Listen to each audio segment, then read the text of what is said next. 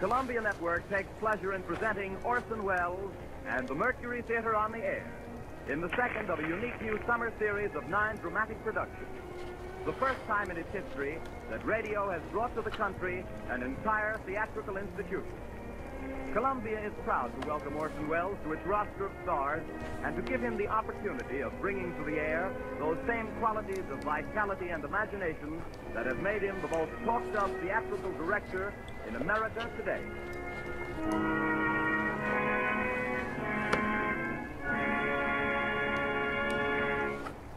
Good evening.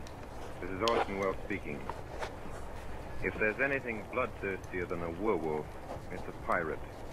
The Mercury Theater is playing safe. Now, if vampires and their ilk leave you as uncannily cold as old Dracula himself, who was staked down firmly and it is to be hoped permanently in his own family plot last week, then there are figures to prove that you are susceptible to buried treasure. We calculate that no decent, law-abiding citizen is immune to pirates. There are cowboys and Indians, there are gangsters and G-men, but these delights are inconstant like the short skirt. I don't care how young you are. Nothing charms, nothing ingratiates, nothing wins like a one-legged, double-barreled buccaneer with earrings, a handkerchief on his head, and a knife in his teeth. What could be more appropriate on the starboard rail of your four-masted brigantine? If you haven't a four-masted brigantine, you have Treasure Island. It's in your library because it's a great English classic, and this evening, because it's a great story, it's on your radio. That's what I mean by playing safe. Once there was a small boy who asked his stepfather, who had written a number of books, please, to write something interesting. The stepfather, seeing his point, immediately contributed a serial to something repugnant called Young Folks, a periodical circulated among that section of the English nation known as Tiny Tots, who were very prevalent in the 80s. The name of the serial was The Sea Cook by Captain George North, and if the Tiny Tots didn't think it was interesting, they should have been boiled in oil. The story was begun, the stepfather says, on a chill September morning by the cheek of a brisk fire and the rain drumming on the windows. The small boy himself helped a lot, even though Captain North got the credit, and so did a third and equally incurable small boy, the author's father. They drew a map for us, a chart of an island showing very queer and wonderful attractions. Spyglass Shoulder, for instance, Skeleton Island, and the North Cache with a bar silver. And then, on that chill September morning by that brisk fire of theirs, the 3 plotters buried their plunder. Doubloons and louis d'or, gold and silver and rich jewels and pieces of 8. That's why the story was finally called Treasure Island. It's foolish to guess who's tuned in on this broadcast, but if in some way, where we were retelling this story, hoped devoutly that he, who the Samoans laid to rest in the hills of their own faraway Treasure Island, and who is still known out there only as the great teller of tales, would not wish tonight as he did, so unaccountably at first, to suppress the real name of Captain George North. The small boy, of course, should have been decorated. It's a better world because he asked for something interesting. Then he was lucky. There are millions and millions of small boys. But only one of us had Robert Louis Stevenson for a stepfather.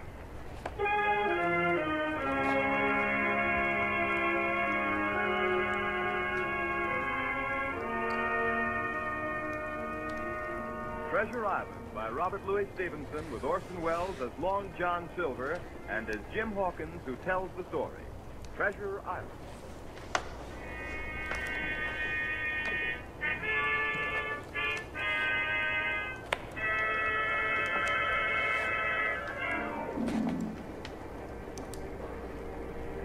Squire Trelawney, Dr. Livesey, and the rest of the gentlemen having asked me to write down the whole particulars about Treasure Island from the beginning to the end, keeping nothing back but the bearings of the island, and that only because there is treasure not yet lifted, I take up my pen in the year of grace 1783 and go back to that time 19 years ago when my father kept the Admiral Benbow Inn, and the brown old seaman with a saber cut first took up his lodging under our roof. I was 14, but I remember him as if it were yesterday.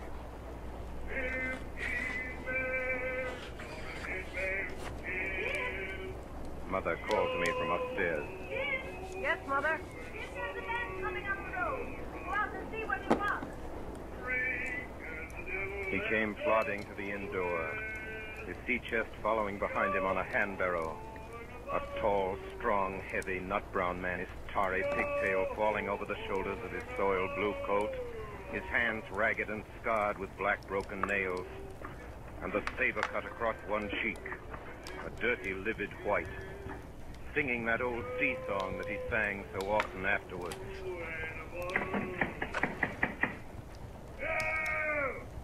Open up in there! Now then, boy, Yes, sir. what do you call this place? The Admiral Benbow Inn, sir. Admiral Benbow, eh? Nice, lonely-looking, pleasant-situated grog shop. Folks don't come here much, do they, boy? Not much company? No, sir, more's pity. No? Well, then it's the berth for me. I'm a plain man, rum and bacon, eggs, all I want, and that head up there for to watch ships off. I have a mind to stay here a bit. Here, you matey. You with the wheelbarrow. Bring up alongside, help up my chest. You two boys, heavy. Yes, sir. Call me Captain, boy. Captain. Yes, Captain. Just one thing more. Yes, Captain? You ain't seen him, have you? No, sir. Who do you mean? Along the road, maybe. You might have seen him somewhere you can't tell. Let me know if you do, boy. A seafaring man. Yes, sir. With one leg. Yes, sir. Captain! Yes, Captain. Bring me a noggin of rum, boy.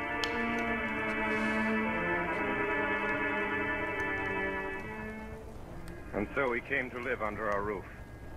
We never knew his name. We called him the Captain.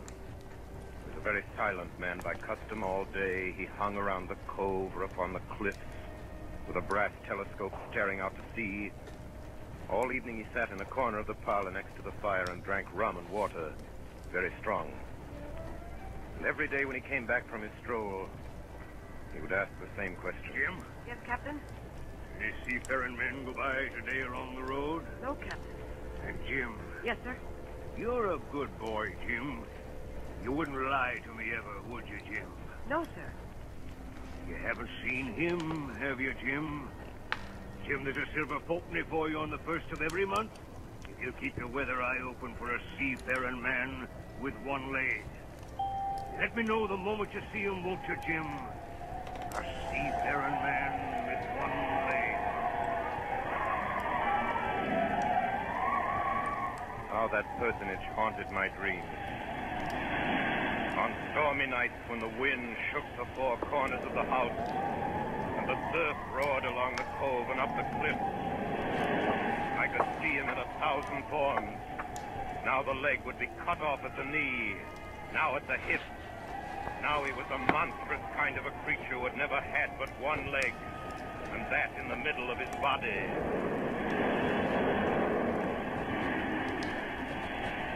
You'll keep your weather eye open, won't you, Jim? For a seafaring man with one leg. A seafaring man with one leg. Months went by. The captain bade fair to ruin us. We kept on staying week after week, month after month. And never a penny of money, Jim. Not a penny has he paid us since the day he came here. And me, a poor widow woman. Mother, why don't you ask him for some? I'll tell you the truth, Jim. I'm afraid to ask him. I'm afraid of the man. Now of your father. In all that time, none of us ever saw him open the great sea chest that was in his room. There were nights when he took a deal more rum and water than his head could carry. Often I heard the house shaking and all the neighbors joining in for dear life. Quiet, amidships! Quiet! He would force them all to listen to his stories. Dreadful stories they were, about hanging and walking the plank and storms at sea and the dry Tortugas, wild deeds and places on the Spanish Main. By his own account, he must have lived his life among some of the wickedest men that God ever allowed upon the sea.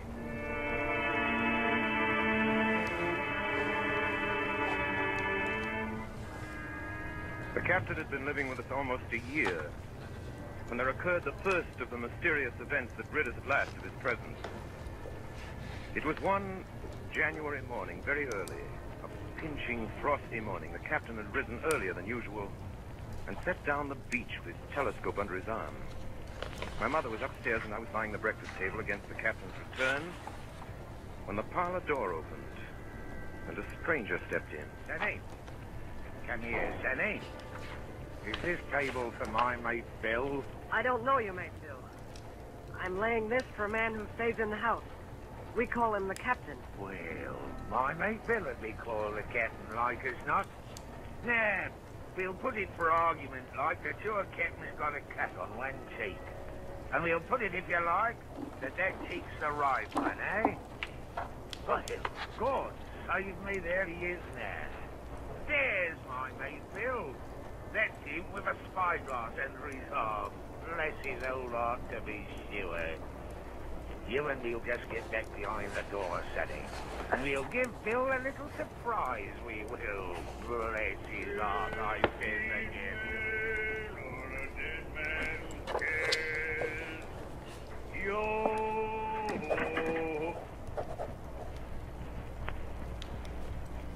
Hello, Bill.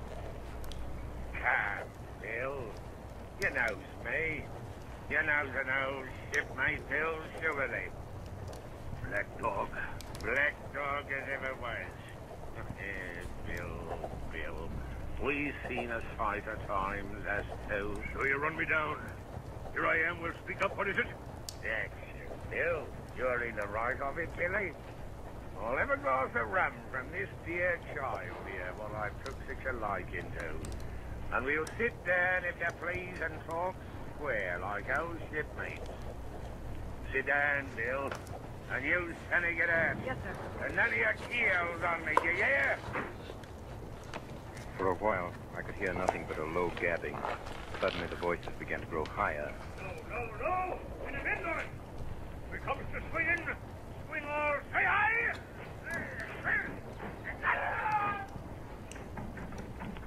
I saw Black Dog streaming blood run off down the road. Presently, the captain returned, alone.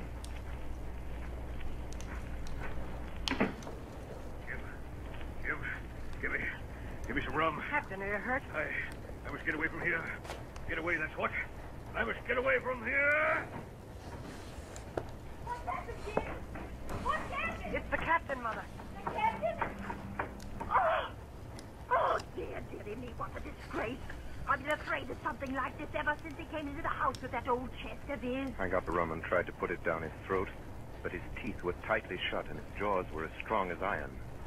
An hour later, our friend Dr. Livesey came. Doctor, what shall we do? Where is he wounded, Doctor? Wounded? Fiddle stick then. No more wounded than you or I. The men had a stroke. Where's Black Dog? Black Dog? There's no black dog except what you have in your own back. You've been drinking rum, man, and you've had a stroke. Now, listen to me. One glass of rum a day won't kill you. But if you take one, you'll take another and another. And then you'll die. Die and go to your own place like the man in the Bible. And the world will be rid of a very dirty scoundrel. You understand that? The name of rum for you is death.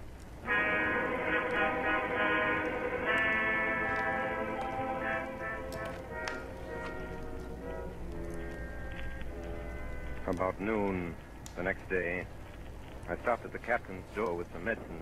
Who is it? It's me, Jim. Come in, Jim. Come in. He was lying very much as we'd left him. Jim, you're the only one here that's worth anything. You know I always been good to you. Never a month but I've given you a silver fourpenny for yourself. Now you see, mate, I'm pretty low and deserted by all. Jim, you'll bring me a noggin of rum, won't you, matey? But the doctor... Doctors is all swamp! Don't have a drain of rum, Jim. I'll have the horrors. I've seen some of them already. I seen old Flint in the corner there behind you, as plain as print. I've seen him. Jim, I'll give you a golden guinea for a noggin. When I brought it to him, he seized it greedily and drank it out. That's some better, sure enough.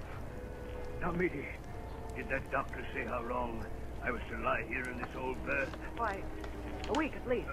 Thunder, a week! I can't do that. They'll have the black spot on me by then. The lovers is going about getting the wind of me this blessed moment. Lobsters couldn't keep what they got, and want to nail what's another's. It's in the old sea chest, Jim. The thing they're after. They'll tip me the black spot, I know it. I was first mate, I was. Old Flint's first mate. And I'm the only one that knows the place he buried it. He gave it me at Savannah when he lay a-dying. What's the black spot, Captain? A summons from old Flint's crew. A summons. And them as gets it, Jim, is lucky when they're dead.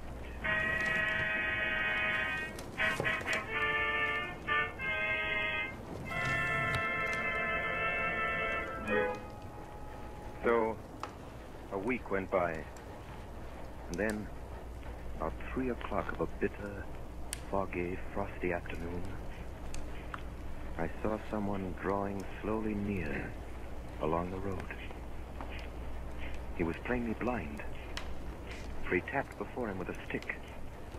And he wore a great green shade over his eyes and nose. And he was hunched as if with age or weakness, and wore a huge old tattered sea cloak with a hood.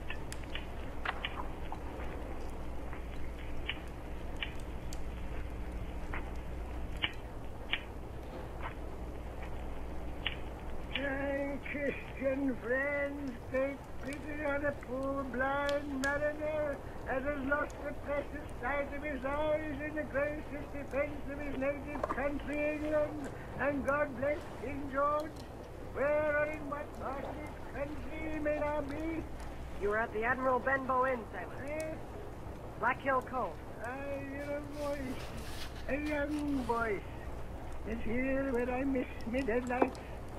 Will you give me your hand, my kind young friend, and lead me into the captain? I held up my hand, and the horrible, soft-spoken, eyeless creature drifted in a moment like a vice. Now, boy, take me into the captain. Sir, upon my word, I dare not. You heard me. Take me in straight. Oh! Will you take me into the captain? Yes, sir. Good. And when I'm in view, say to him, here's a friend for you, Bill Bones. If you don't, I'll twist your arm right out of your body. Do you hear? Yes, sir. Stand up, damn you. Now, forward march.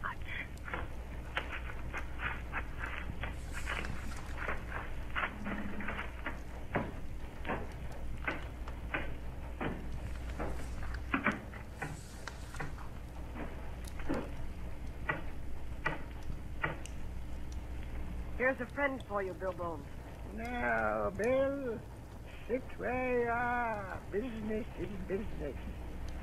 Hold out your left hand, Bill. Boy, take his left hand by the wrist and bring it near to my right. Here's a little bit of paper for you, Bill Bones. Now that's done, I'll be going. Goodbye, Bill. Goodbye.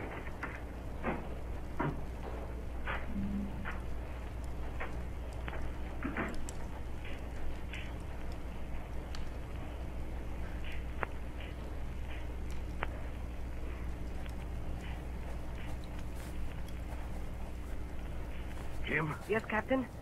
What time is it, Jim? 10 o'clock. 10 o'clock. 10 o'clock, 6 hours. We'll gather them yet, you and Black Dog and Long John Silver. The whole crew of them will. Captain. Captain. Captain! Captain! The captain was dead.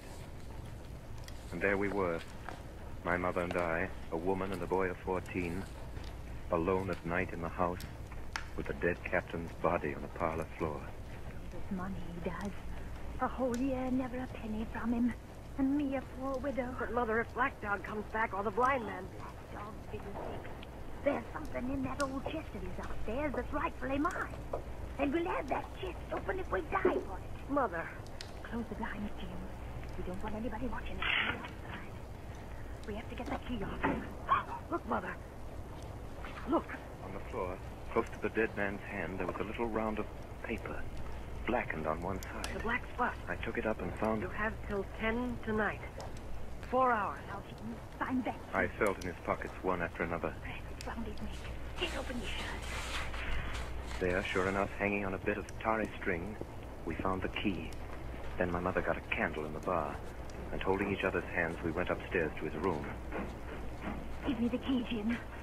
Now then. Oh, nothing in here. Not a thing of value, not a penny. Mother, look. There, before us, lay the last things in the chest, a bundle tied up in oilcloth looking like papers, and a canvas bag that gave forth at a touch the jingle of gold. You see, Jim, I knew we'd find it. But I'll show these rogues that I'm an honest woman. I'll have me do not a farthing over. Here, Jim, hold this bag. The coins were of all countries and sizes, doubloons and louis d'or, and guineas and pieces of 8. Mother. What is it, Jim? Mother, listen.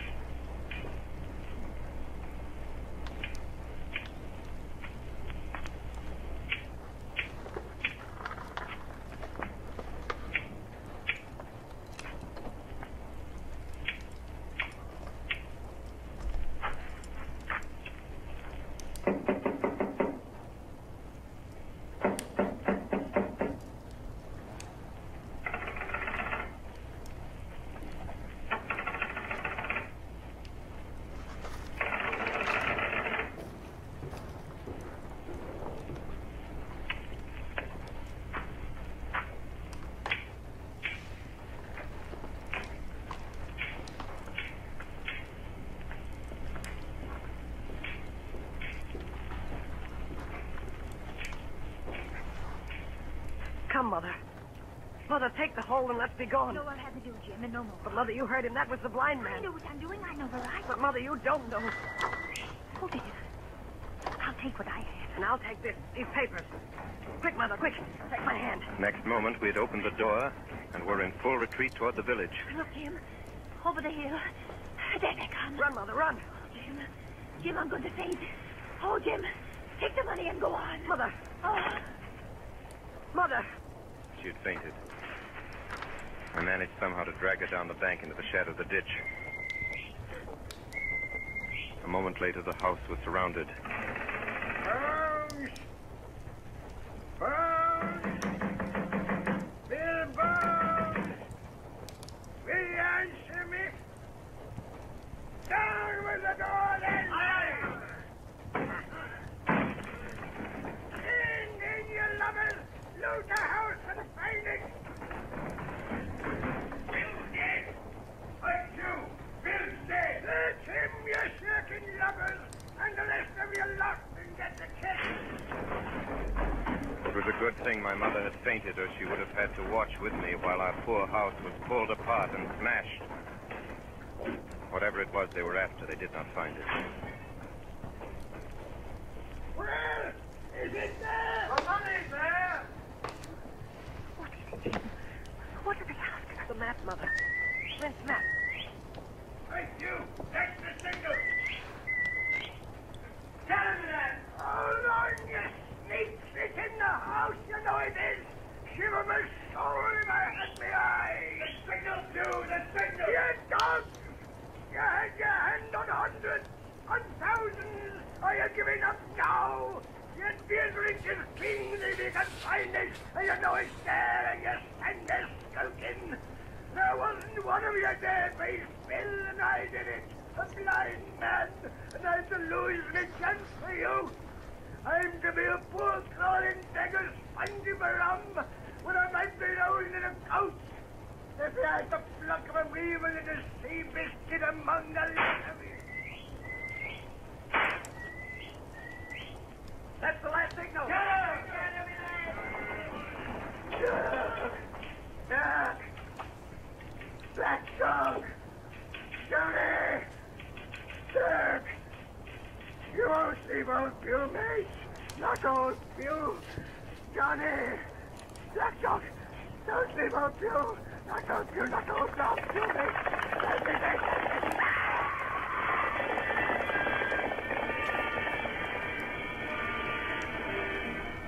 When they picked him up where he lay on the road on his side, few were stone dead. The horsemen, as it turned out, were revenue officers with some news of a strange lugger in Kit's Hole, and they set forth that night in our direction. They took my mother to a neighbor's house. Well, Hawkins, they got the money, you say? Well, what in fortune were they after? More money, I suppose. No, Sergeant. Not money, I think. In fact, sir, I believe I have the thing in my breast pocket. And to tell you the truth, I should like to put it in safety. To be sure, boy, quite right. I'll take it. I thought perhaps Dr. Livesey... Yes, Dr. Livesey. Perfectly right, perfectly right. A gentleman and a magistrate. Doctor! Yes, sir. You have a good horse. Take this line up behind you. Yes, sir.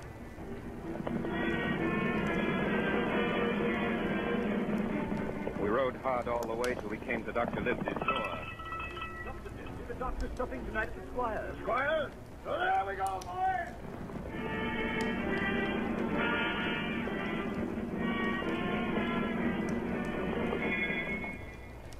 We'd arrived at the Squire's. He rose to meet us very stately, condescending. Come in, gentlemen. Good evening, Squire. Good evening, Dr. Livesey. Good evening to you, Fenton. What good wind brings you here? Then the officer stood up straight and stiff and told his story. Sergeant, you're a very noble fellow. This lad Hawkins is a tramp-bagel thief.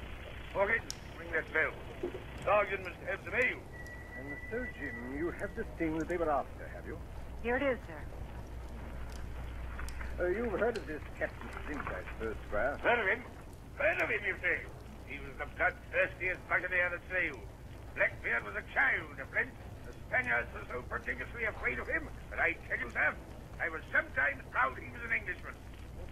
He is. Had he money? Money! One of those villains after but money. That we should know. What I want to know is this. Suppose I have here in my pocket some clue to where Flint buried his treasure. Will that treasure amount to much? Amount, sir? It will amount to this. If we have the crew you talked about, I bid out a ship in Bristol dock and take you and Hawkins here along, and I'll have that treasure till I serve a year. No, if Jim is agreeable, we'll open the packet. A map of an island with latitude and longitude. Writing. Tall tree, spyglass shoulder, bearing a point to the north of northeast. Skeleton Island, southeast by east, 10 feet. The bar silver is in the north cap. James, you'll give up this wicked practice at once. Tomorrow, I start for Bristol. In 3 weeks' time, 3 weeks, 2 weeks, 10 days, we'll have the best ship, sir, and the choicest crew in England. Hawkins shall come as cabin boy. You live as ship's doctor. I am admiral. I'll go with you, Squire. So will Jim. And it'll be a credit to the undertaking. There is only one man I'm afraid of. Who's that? Name the dog, sir. You, sir. For you cannot hold your tongue.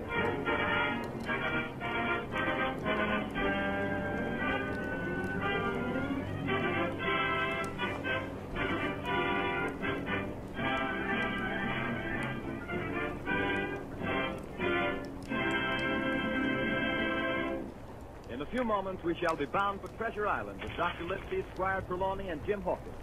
We pause now for station identification. This is the Columbia Broadcasting System. WABC, New York.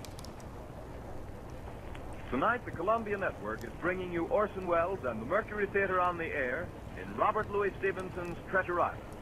As Jim Hawkins was telling us, we are eager to leave the Benbow Inn behind and set out for the docks in Bristol.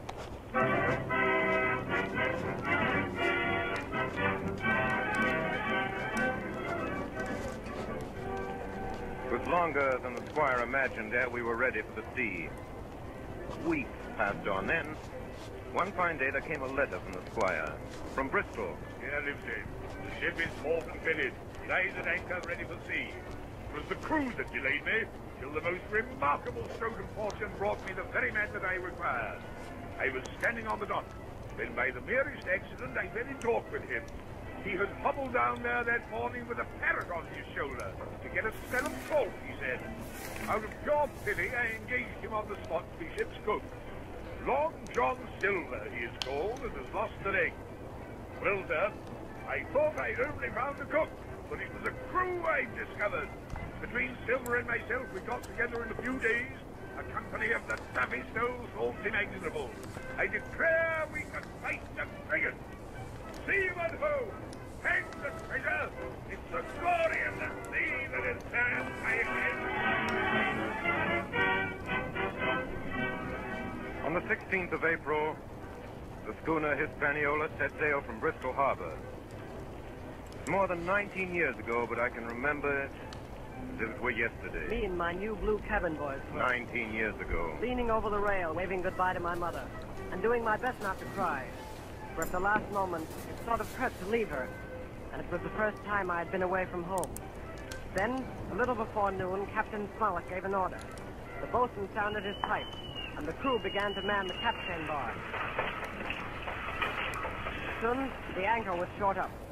Soon it was hanging dripping at the bars. Soon the sail began to draw, and the land and shipping to slip by on either side. The Hispaniola had begun her voyage to the Isle of Treasure.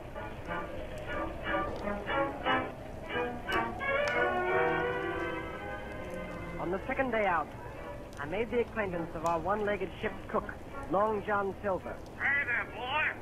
Come in. Come on into Long John's galley. To tell you the truth, at the very first mention of Long John Silver in the squire's letter, I had taken a fear in my mind that this might be the very one-legged sailor that I had watched for all those months at the Benbow Inn. But one look at him was enough. I had seen Captain Bones and Black Dog and Blind Pew, and I knew what a buccaneer looked like. Very different from this clean and pleasant-looking sea cook. His left leg was cut off close to the hip, and under the left shoulder he carried a crutch, which he managed wonderfully, hopping about on it like a bird. Pieces of eight! Pieces of eight! Pieces of eight! Are you Mr. Silver, sir? Yes, me lad, such is my name to be sure. And you're Hawkins, eh? Nobody more welcome than yourself, me lad, in old John's galley. Sit down, hear the news. Your first trip to see Hawkins? Yes, sir. Well, well. Well, there's a lot of things you're going to learn before this here voyage is over. What do you think, Hawkins? And if there's anything you want to know, Hawkins, you just come to old John Silver and ask him, see? He'll tell you. His galley was as clean as a new pin. The dishes hanging up burnished, and his parrot in a cage in one corner. Here's Captain Flint. I call my parrot Captain Flint. Yeah, the parrot after the famous buccaneer. Yes, Captain Flint, predicted success to our voyage, wasn't you, Captain? Yeah, she's a powerful old bird, is Captain Flint. 200 years old if she's a day, and if anybody's seen more wickedness, it must be the devil himself. She sailed with England, the great Captain England, the pirate, on the old Walrus, Flint's old ship. I've seen her muck with the red blood and fit to sink with gold. She's been at Madagascar and at Malabar and Suriname and Providence and Portobello. To look at her, you'd think she was a baby, Hawkins, but you smell powder, haven't you, Captain? And by the go back! And blood, eh, Captain? Butter midship! And all hands! Pieces of eight, eh, Captain? Pieces of eight! Pieces of eight! Pieces of eight! Pieces of eight! Pieces of eight! At the end of the third week, we left Madeira behind us. The ship proved to be a good ship. The crew seemed to be capable seamen. There was only one man aboard who was not satisfied, and that was the ship's master, Captain Smollett. I'll speak plain. I don't like it. I don't like the crews. I don't like the men. I don't like me officers. That's short and sweet. Nobody paid much attention to him. Every man on board seemed well content. Double grog was served on the least excuse. There was duff on odd days, and always a barrel of apples standing broached in the waist, for anyone to help himself that had a fancy. Never knew good come of it yet. Spoil folks' lands, make devils. That's my belief. We're not home again yet. But good did come of that apple barrel. It was about the last day of our outward voyage. Sometime that night, or at latest before noon of the morrow, we should sight the Treasure Island. Just after sundown, when all my work was over, I thought I should like an apple. I ran on deck. The watch was all forward, looking out for the island. I got into the apple barrel. Suddenly, I heard voices on deck. Look here, Barbecue. How long are we going to stand off and on like a blessed bamboo? Why, Thunder, I want to go into that cabin, I do. I want their pickles and wine and that. How long? By the powers, the last moment I can manage, and that's how long. How many tall ships, think you, have I seen laid aboard? And how many brisk lads drying in the sun at Execution Dock? And all for this same Hurry, and Hurry, and Hurry. He's a first-rate seaman, Captain Smollett. Sails the blessed ship for us. You're all seamen aboard here, I should All forecastle hands, you mean? I know the sort you are. You're never happy till you're drunk. think. You're long, John. I don't know what his treasure is, do I? No more to use as you, and here's this squire and doctor with a map and such. Well, then I mean this squire and doctor shall find the treasure for us and help us to get it aboard by the powers. After that, What do we do with them, John Silver, after that? well, what would you think we does with them? Put them ashore like maroons?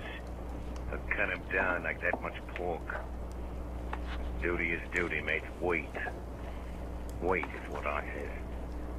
When the time comes, why, let her rip. What's that? What's that?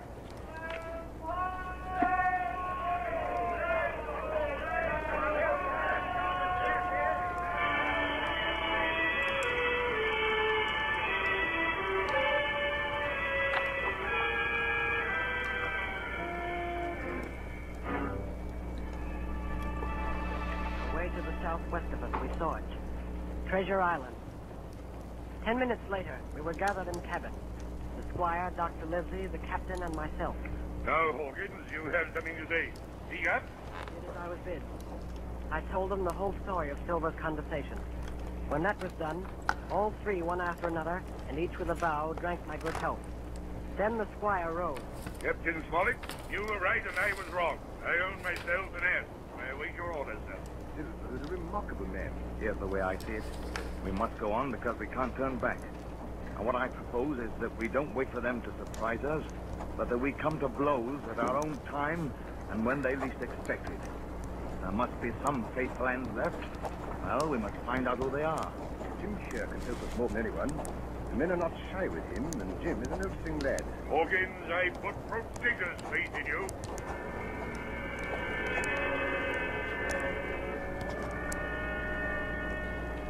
In the meantime, talk as we pleased, there were only 7 out of 26 on whom we knew we could rely.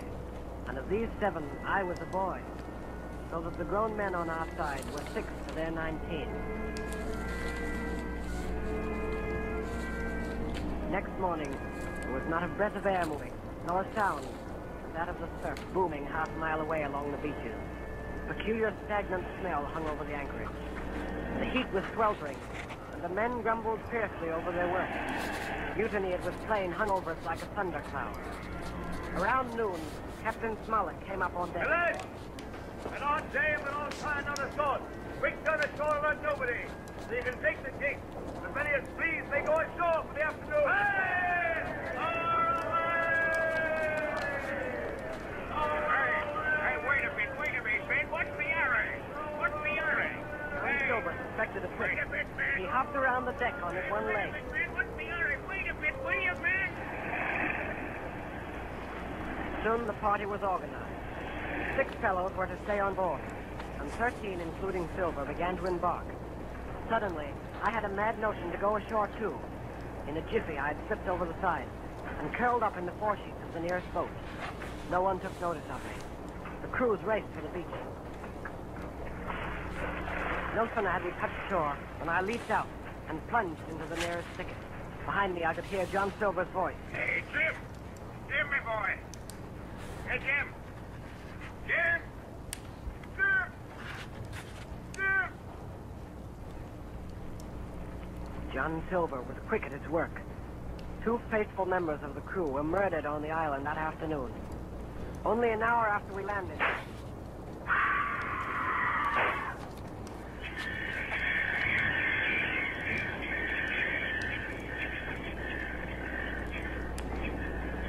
The second killing killing I saw with my own eyes.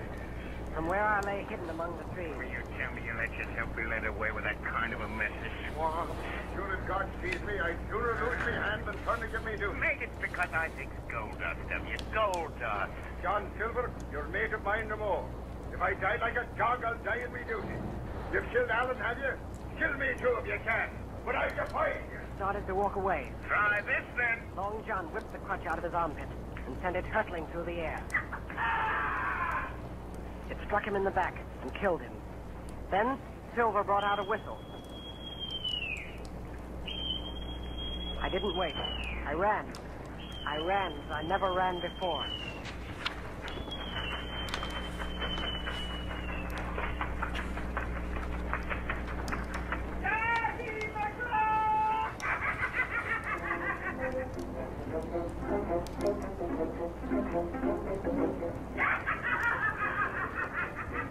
I looked up the side of a hill. Far above me, I saw something leap behind the trunk of a tree. It seemed dark and shaggy. I turned and began to run. Suddenly, the thing appeared in front of me, and running forward, threw itself on its knees before me, and held out its clasped hands in supplication. How are you? I'm poor Ben Gunn, I am. I haven't spoke with Christian these 3 years. 3 years? Were you shipwrecked? No, mate, marooned. 3 years. Lived on goats since then, and berries and oysters. Made my heart as sore for Christian diet. You mightn't happen to have a piece of cheese about you now? No? Well, many's the night I've dreamed of cheese, toasted mostly, and woke up again, and here I was. What you call yourself, mate? Jim. Jim? Jim. Yeah. Well, now, Jim, you wouldn't think. You wouldn't think I was rich to look at me, would you now? I know not in particular. Oh, well, but I am, Jim. I'm rich, powerful rich. Oh, Jim, you'll bless your stars, you will. You was the first that found me. Suddenly his eye fell on the Hispaniola lying far below it. Between it and the land was the jolly boat, with 5 men moving toward shore. I could not tell if they were our men or the mutineers. Jim, tell me true. That ain't Flint's ship. Not Flint's ship, and Flint is dead. There are some of Flint's hands aboard, worse luck to the rest of us. Not a man with one leg. Silver? Whoa! If you were sent for Long John... Oh! I'm as good as pork, I know it. I was in Flint's ship with John Silver when old Flint buried the treasure. He and 6 along. 6 strong seamen. They was ashore nigh on a week. And then one day, here comes Flint by himself in a little boat, and the 6 all dead. Dead and buried along with the treasure. How he done it, not a man of us could make out. I told him the purpose of our voyage, and the predicament in which we now found ourselves. Oh, that Long John, he's a bad one. And you're all in a clove hitch, ain't you? Well, you just put your trust in Ben Gunn. Ben Gunn's the man to help you. You tell that to your squire, Jim. Ben Gunn's the man, that's what you say. And Ben Gunn says you has ideas of his own. Ah! Look at that. Far below us, we saw a Union Jack fluttering in the air above the woods. There's your friend, sure enough. More likely it's the mutineers. No, mate, Silver Fly, the Jolly Roger. That's your friend, sure enough, ashore in the old stockade made years and years ago by Flint. Whoa! What's that? That's the ship's cannon. They're shooting at the stockade. Come on. Wait a minute, Jim, wait. Ben Gunn is fly. Rum wouldn't bring me down there. But remember, Jim, Ben Gunn's the man to help you. And when Ben Gunn is wanted, you knows where to find him. Just where you found him today. I started to run towards the flag. Hey, Jim! Jim! Get there? Yeah, you won't forget that piece of cheese, will you, mate?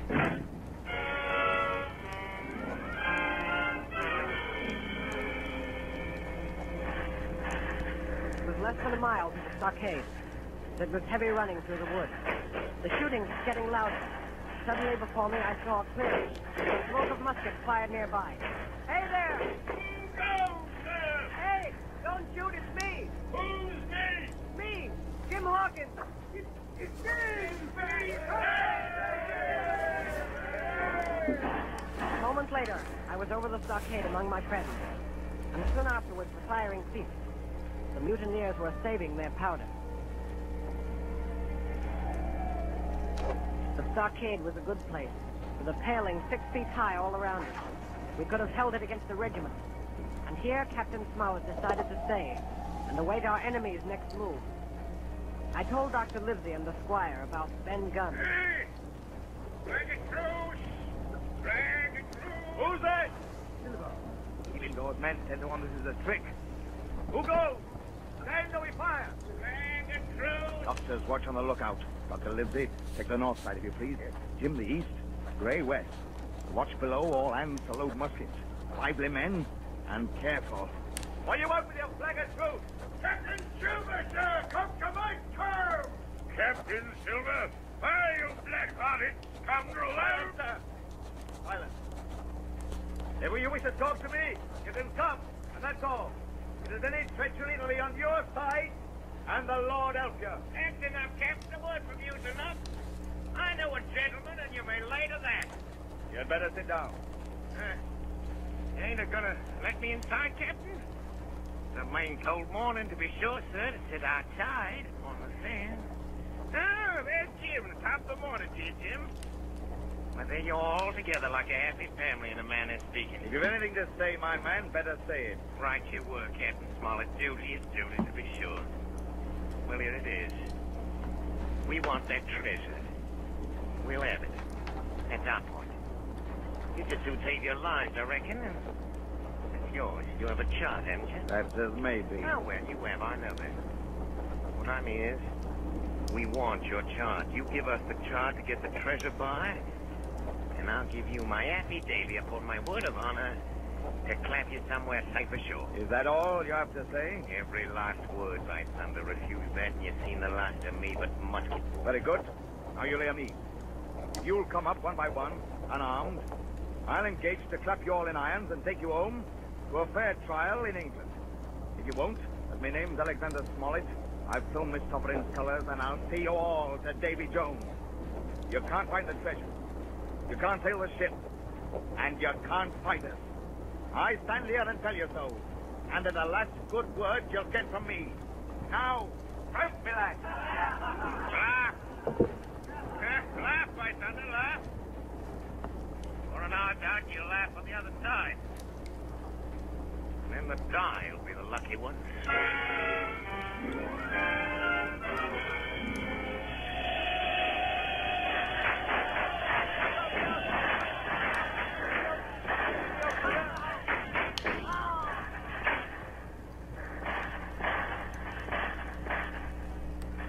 10 minutes later, nothing remained of the attacking party but the 5 who had fallen.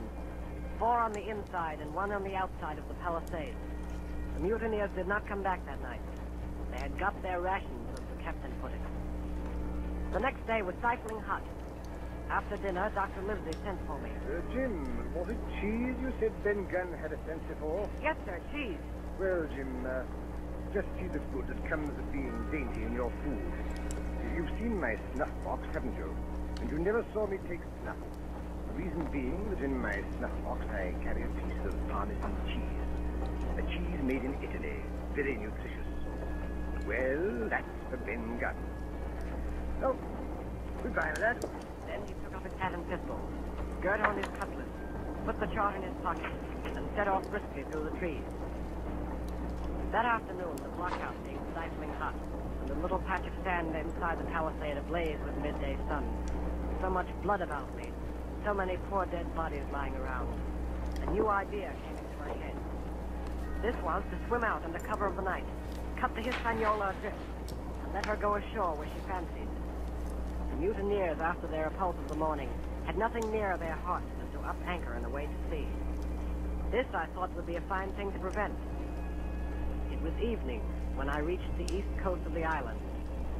I could see the Hispaniola lying at anchor offshore. And there was the Jolly Roger, the black flag of piracy, flying from her peak.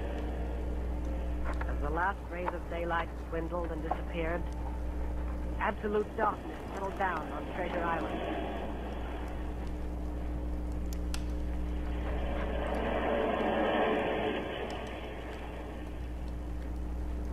The next night, I was back on land.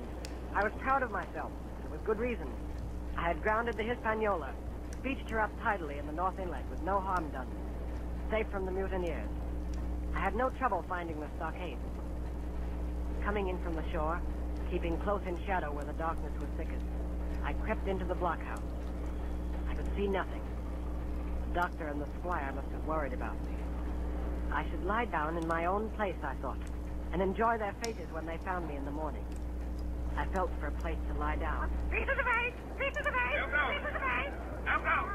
Bring it taut, Dick. Well, shiver my timbers. Jim Hawkins. Dropped in like that. Quite a pleasant surprise for poor old John. I've always liked you when I have Jim for a lad of spirit. I picked him my own self when I was young and handsome. Always wanted you to join my camp, take your share and die a gentleman. Now, my cock, you've got to. You can't go back to your own lot. Where are they? Now, where do you think, my son? Have you killed them? What do you think? Well, I'm not such a fool, but I know pretty well what I have to look for. But there's a thing or two I have to tell you. And the first is this. Here you are in a bad way. Ship lost, treasure lost, men lost. And if you want to know who did it, it was I. I was in the apple barrel the night we sighted land. And I heard you, John, and you, Dick Johnson, and Hans, who's now at the bottom of the sea, and told every word you said before the hour was out. As for the schooner, it was I who cut her cable. And it was I who brought her where you'll never see her more, not one of you. I no more fear you than I fear a fly. I put one to let the deer go, you sneaking son of a skunk! So would I! Master! Who are you, Tom Morgan? Maybe you thought you was captain here, perhaps. Only that I killed the boy. Did any of you gentlemen want to have it out with me? Him that wants it shall get it. You won't fight, then by thunder you'll obey. You may lay to it. I like that boy now. Never seen a better boy than that. He's more a man than any pararati in this here house. What I say is this, let me see him that'll lay a hand on him, that's what I say. You may lay to it. Seem to have a lot to say. Pipe up and let me hear it, or lay to. What? We got something for you, John. Step up, I won't bite you. Hand it over, lover. The black spot. I thought so. What's on it? Deposed. Deposed, that's it, is it? Very pretty road, to be sure. Like print, I swear. But it ain't one bit prettier road than this. And what does it look like, lads? A chart, that's what it is, a chart. A chart of this island, old Flint's chart. Now, what do you say to that? Yes, that's Finch, sure enough. That's it. Say, and a clovage to it. So he's on there about Silver's the man. Silver. Don't feel about Captain Lang. Barbecue for them. Barbecue for Captain. John Silver, the Captain.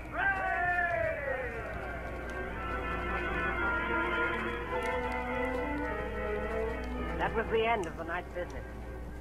Only much later, I woke up suddenly and felt someone beside me. Jim.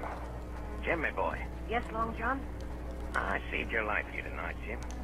Now, you and me stick close, Jim, back to back like in case of trouble. And talking of trouble, Jim, why did those friends of yours leave that chart behind when they cleared out of here? They did, though. I came in here this morning and found the place empty and the chart lying there on the table where I couldn't miss it. And there's something under that. Something under that. Good or bad. The next morning, we set out after the treasure.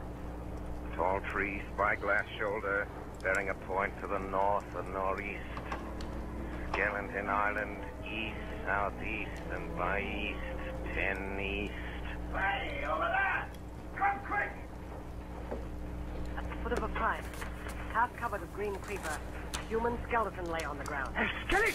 My God, it lay perfectly straight, the feet pointing in one direction, the hands raised above its head like a diver's, pointing directly in the opposite. It ain't natural. It ain't natural, but you know, lads, I've a notion in my old numbskull now. Here's the compass. There's the tip-top point of Skeleton Island sticking out like a tooth. Just take a bearing, will you, along the line of them bones?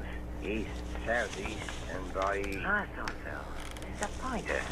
Right up there's our line for the Pole Star and the Jolly Dollars. This is one of Flint's jokes, and no mistake. Him and these six was alone here.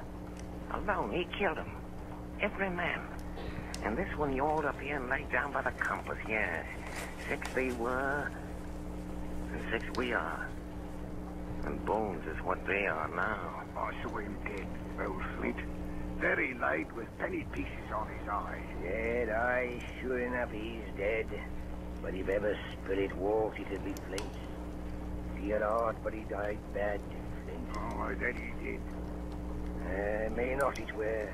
And the windy was open, and I hear that old song of his coming out clear as hell.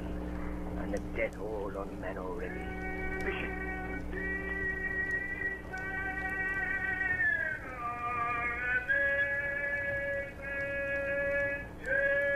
Do you hear what I hear?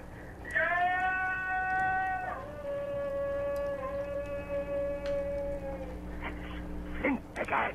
Old Flint! Oh, Lord.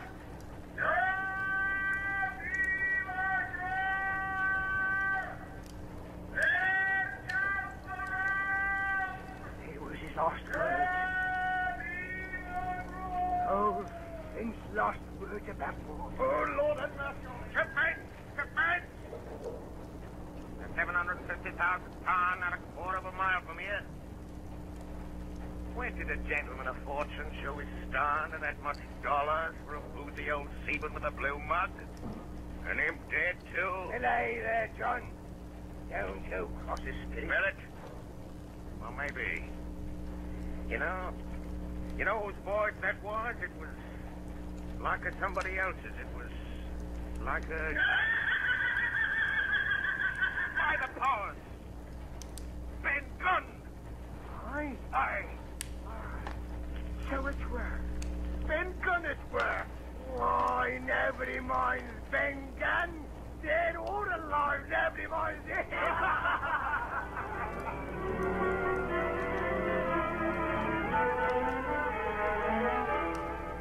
Spyglass shoulder, bearing a point to the north, Skeleton Island, southeast and by east, 10 feet. Hey, mate, here's the tall tree. First of the tall trees was reached, and by bearing proved the wrong one.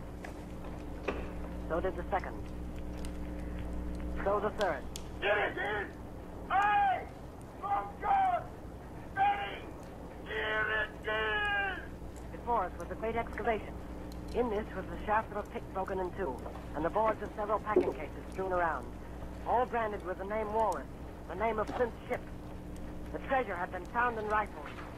700,000 pounds were gone.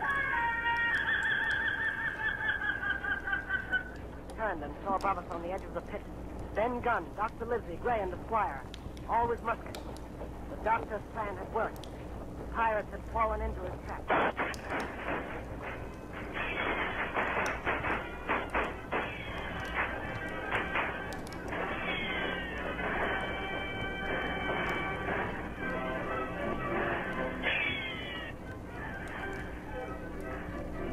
John Silver, you're a prodigious villain and an impostor.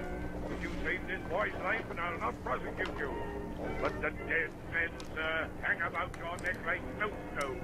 Thank you kindly, sir. I dare you to thank me. It's a gross dereliction of my duty. Stand back! It took us 3 days to move the treasure from Ben Gunn's cave on board ship. On the 8th day of December, the Hispaniola reached Bristol. 5 men only of those who had sailed returned with her. Well, that was 19 years ago. All of us had an ample share of the treasure and used it, wisely or foolishly according to our natures. Captain Smollett is now retired from the sea. As for Ben Gunn, he got 1,000 pounds, which he spent or lost in 19 days, for he was back begging on the 20th. Silver vanished on the voyage one night off the coast of Mexico, and we heard no more of him.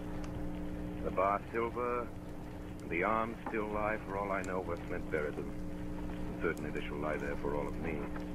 Oxen and wain ropes will not bring me back again to that accursed island. And the worst dreams that ever I have are when I hear the surf booming about its coast or start upright in bed, with the sharp voice of Captain Flint still ringing in my ears. Pieces of eight, pieces of eight, pieces of eight, pieces of eight, pieces of eight, pieces of eight.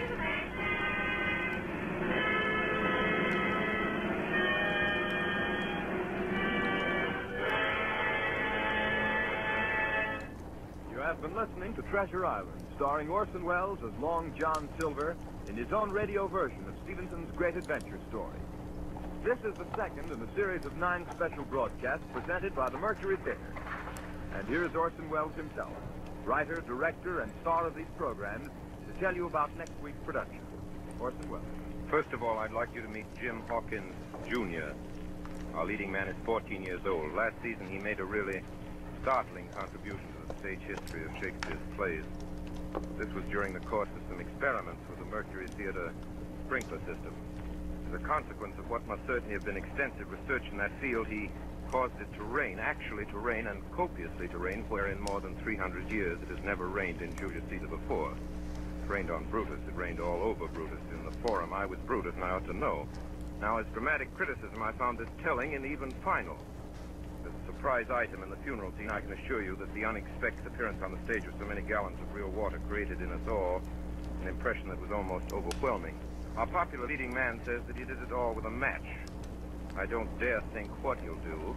He's old enough to run for president, but meanwhile, no matter what happens to the plumbing, he can always work for the Mercury. As you've probably discovered, he's something more than a very gifted performer, and as I told you, he's something less than 15.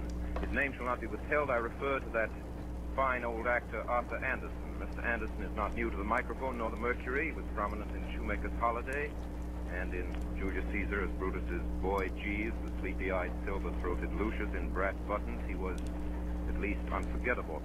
As to our celebrated Mark Antony, George Coulouris, who has always somehow cleverly escaped Rainmaker Anderson, he played Captain Smollett tonight. Eustace Wyatt, late housebreaker of Heartbreak House, was the squire. Ray Collins is responsible for Ben Gunn, among other things. And that was Alfred Shirley as Blind Pew. Then you heard Stephen Fox and Agnes, guess what she played, Moorhead, and the Mercury Roundup, William Allen and Richard Wilson inclusive. Jim Hawkins Sr. will bear no comment. Next week, we offer you the ominous and authentic click of the world's most famous knitting needles. Madame Lafarge's needles and Madame herself. Dr. Manette, Sidney Carton, and the entire French Revolution, same time, same station. It is a far, far better thing that I do than I've ever done. Charles Dickens, that is correct. That is absolutely correct. Charles Dickens' Tale of Two Cities. There is at this moment a disturbance in the sub-control room, and if it isn't a tumbrel, it's Arthur Anderson. Good thing the program's over. Good night, everybody. Thanks. Please write me stories you'd like to hear. Goodbye till next week.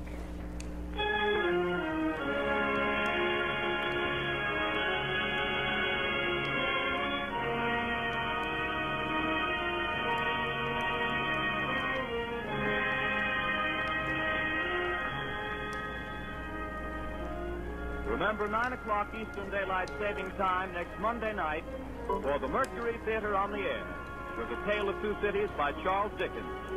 On tonight's production, Bernard Herrmann composed the original music and conducted, and Davidson Taylor supervised for the Columbia Network. Dan Seymour speaking. This is the Columbia Broadcasting System.